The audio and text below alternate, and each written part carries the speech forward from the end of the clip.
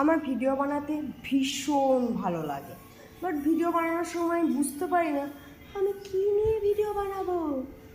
হ্যাঁ হ্যাঁ হ্যাঁ, মানে এইসব নিয়ে ভিডিও বানানো আমার কাছে কেমন লাগে। লোকে আবার এইসব নিয়ে কন্টেন্টে ভিডিও বানায়। উফ, কন্টেন্ট নিয়ে ভিডিও বানাতে গেলে আমার মনে হয় কি কন্টেনারে করে শুটকি মাছ নিয়ে এসছে ভাই। তারপরে ঠিক আছে চলো, কোনো ব্যাপার না, আমি যা পারি আমি তাই ভিডিও বানাই। কী পারি, নাচ পারি, গান পারি, অভিনয় পারি, তাই নিয়ে ভিডিও বানাই। কিন্তু সেখানে এসেও বলে একটুখানি আনমোল টাইপের ভিডিও করুন না, হ্যাঁ একটু ব্লগিং ভিডিও করুন। আরে ব্লগিংয়ে কী ভিডিও করব ভাই, কিসে ব্লগ করব? আমি তো পিএইচডি করিনি, মাস্টার ডিগ্রিও করিনি, গ্রাজুয়েশন করেছি। তো আমি কী নিয়ে রিসার্চ করব যে সেটা নিয়ে একটা ব্লগ ক্রিয়েট করব? ব্লগ তো তারা করতো।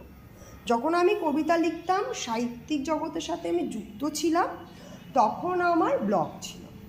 কী কবিতা লিখেছি, সেই কবিতার কী নাম দিয়েছি, সেই নামের সার্থকতা কী আছে, কবিতাটা কখন কোন পজিশানে বসে আমার মনে পড়েছে, আর এই কবিতার বাহ্যিক মূল্যায়ন কতটা, অন্তর্নিহিত মূল্যায়ন কতটা, সে বিষয়ে একটা তথ্য আমি ব্লগে লিখতাম। মাঝে মাঝে আমরা সেখানে ভিডিও করে দিতাম, পাস হতো আমার ভিডিও। এখন তো যেমন খুশি একটা ভিডিও বানিয়ে পোস্ট করেছি রে ভাই, মিলিয়ন মিলিয়ন ভিডিও। কি না, বেসমের মধ্যে পেঁয়াজ দিয়ে মাখিয়ে শাশুড়ির মুখে ছুঁড়ে মারছে, পেঁয়াজি ভিডিও।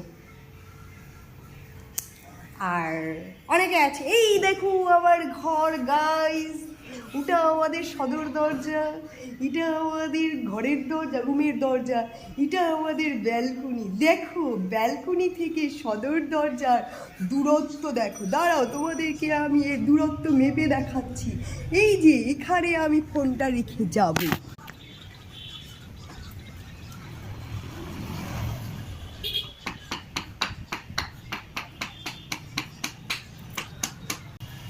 দেখলে ওইখান থেকে এই অবধি আমাকে ওখানে গিয়ে এইটুকু দেখাচ্ছিল, কতটা বড় আমাদের বাড়ি। ভাই তোমার বাড়ি বড় দেখে অন্য লোকের কি হবে, তার মনে তো দৃষ্টি আগুন জ্বলে উঠবে ভাই, দৃষ্টি আগুন। সেভাবে আমার বাড়িটা কত ছোট, আমার বাড়িটা যদি বড় হতো কত ভালো লাগতো, অথচ সে কোনো কাজ করবে না, সে তোমার মতো আমার মতো মানুষদের রিল স্ক্রল করবে আর নিন্দে মুন্দে করবে। নিন্দুকরা না থাকলে না খ্যাতি পাওয়া যায় না।